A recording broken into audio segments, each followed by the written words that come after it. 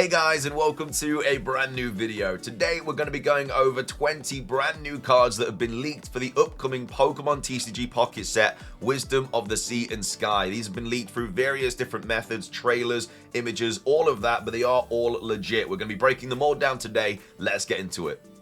So, starting things off, we are on the Pokemon Zone website, and as you can see, there are a lot of new cards that have been leaked for the upcoming set. So, the reveal was yesterday, and we had, I think, 15 new cards revealed, and then we obviously had the Togepi card as well. But now, through various different images and videos, like promotional videos and stuff, loads more have been leaked. I don't know if they're like accidentally been leaked or what. Like, there's a few through advertisements and stuff, which again are just showing off so many new cards. No more EXs have been revealed, but there are still a lot of new cards to take a look at today. So let's start off with Swanna. So Swanna is a 80 HP water type Pokemon. It is a stage 1. You can use the move Feathery Cyclone for 60 damage. It will cost you 2 colorless energy, and you move all energy from this Pokemon to one of your benched Pokemon. So I feel like if this was basic, it'd be really, really good. But the fact that it's a stage 1, I feel like it's not going to see a ton of play. But yeah, it's not a bad little kind of gimmicky attack there, especially if it's going to get knocked out like the next turn. If it's got like 10, 20 HP, Feathery Cyclone, 2 energy onto something on your back row, and then they can obviously come in the next turn and deal some damage. But because it is a stage 1, I feel like it's not going to be too good. Coming up next, we have an alternate art of Pichu. We've already seen the AR card, but yeah, baby Pokemon are going to be very interesting in the meta going forward in Pokemon TCG Pocket. They seemingly can't evolve. They only have 30 HP, but you don't have to have an energy to use their move. So it's viable going first, but then obviously your opponent's probably going to knock it out. There are Pokemon out there like Charmander and stuff that will deal 30 damage, which would not... You basically just got to deal with the fact that you're going to lose a point very, very early on in the game. Is it going to be worth like grabbing an energy? I don't know, probably not. A point is probably worth more than 1 energy, so we'll have to see how they're played, but either way, that's the new Pichu card. We then have a new Ampharos card as well, which is a stage 2, obviously. It has the move Thunder Punch for 2 electric energy. It does 80 plus damage. So if you flip a coin, if heads, this attack does 40 more damage. If tails, this Pokemon also does 20 damage to itself. So it's got 150 HP. I don't think that's that bad. 2 energy for potentially 120 damage, very good. And then, even if you hit tails, you're still doing 80 damage, but it obviously takes 20 damage to yourself. So, I feel like it's not too bad. Again, I don't think it's going to see, like, crazy play, because, you know, coin flipping decks, they're very much just RNG at the end of the day, but it could be very interesting how that is utilized. We then have a Vulpix, which has 2 energy it needs, a fire and a colorless for live coal, which does 30 damage. So obviously this wouldn't be that good. I feel like 2 energy on a basic Pokemon like this isn't ideal. It does also mean that we're going to get a Ninetales card in this set, as well as like Mareep, Flaffy, and also Ducklet as well. We just haven't seen those cards yet. But yeah, I don't think Vulpix is going to be too good. Like 2 energy for 30 damage isn't great. We then have Porygon Z, which has the move Slowing Beam, which does 70 damage for 2 colorless energy. Then during your opponent's next turn, attacks used by your defending Pokemon cost 1 more energy. So that could be quite interesting. I feel like the last time Porygon was kind of in the game, when it obviously came out in a new pack, it was very gimmicky. And I feel like this one is very gimmicky as well. It could be utilized quite nicely. And it has a 1 retreat cost as well. But either way, don't think it's going to see a ton of play. 130 HP for a stage 2 isn't ideal. We then have Macargo, which has the move Spurt Fire. It's hard really to see what this does. It isn't on Pokemon Zone. I'm not sure if it's been like seen on Reddit or something, but it's got 120 HP, has a 3 retreat cost. But yeah, it has the move Spurt Fire for a fire and a colorless energy. So yeah, it's so blurry, it's hard to see what it does. I guess a couple of people are trying to work it out, but again, we'll find out soon enough. But either way, there is a Macargo card, which means there's also going to be a Slugma card as well.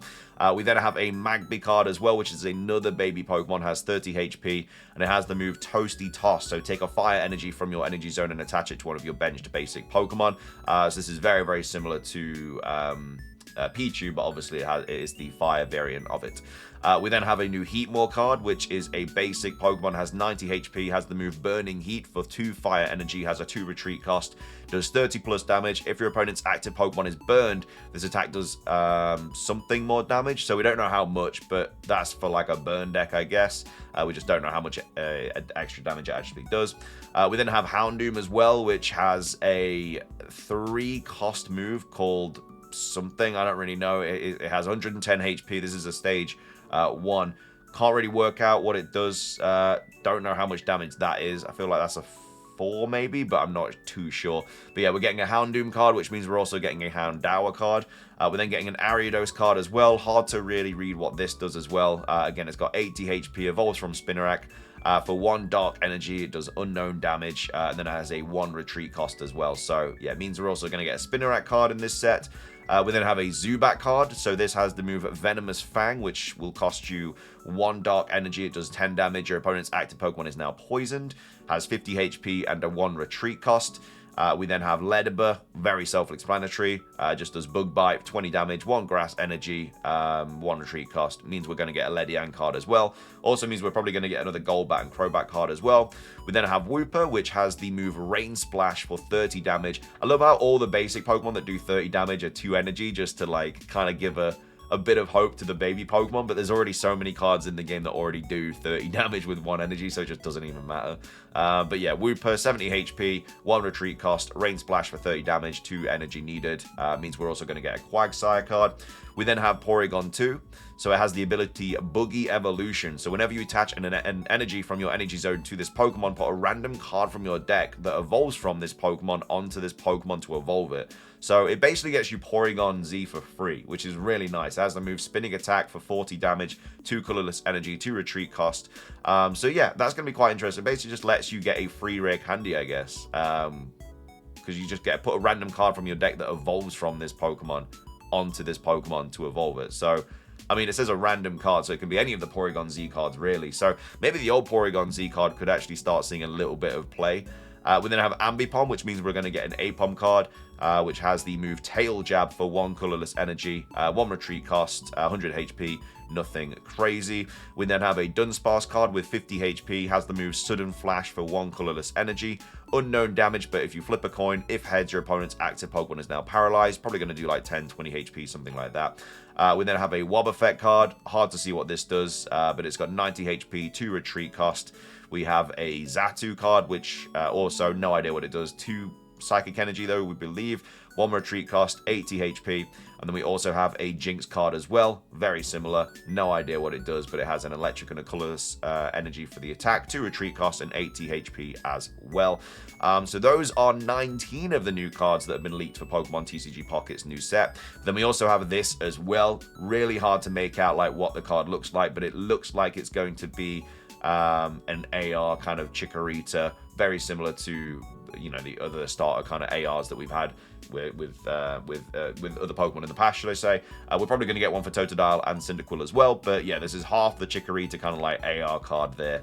So yeah, it looks like it's going to be in some sort of like building with a bunch of other flowers and plants and stuff like that. But yeah, that is basically all of the cards that have been leaked so far for Pokemon TCG Pocket's new set. There's like 35 odd cards now that we know about. So yeah, going to be interesting what some of these cards do. I feel like from all the ones that have been leaked, there's nothing crazy. Like Ampharos might be alright. Again, Porygon Z might be okay with Porygon 2's ability, but just from the grand scheme of things, it doesn't look like anything's going to be super, super crazy. But either way, those are all of the leaked cards. Let me know your thoughts on them. Do you think any of these are going to be viable in the meta? But if you enjoyed the video, drop a like down below. Leave a comment. Again, what card are you looking forward to using the most in the new Pokemon TCG Pocket set? Subscribe if you're brand new. Ring the notification bell. It's everything from me. Have a fantastic rest of your day. And until next time, peace.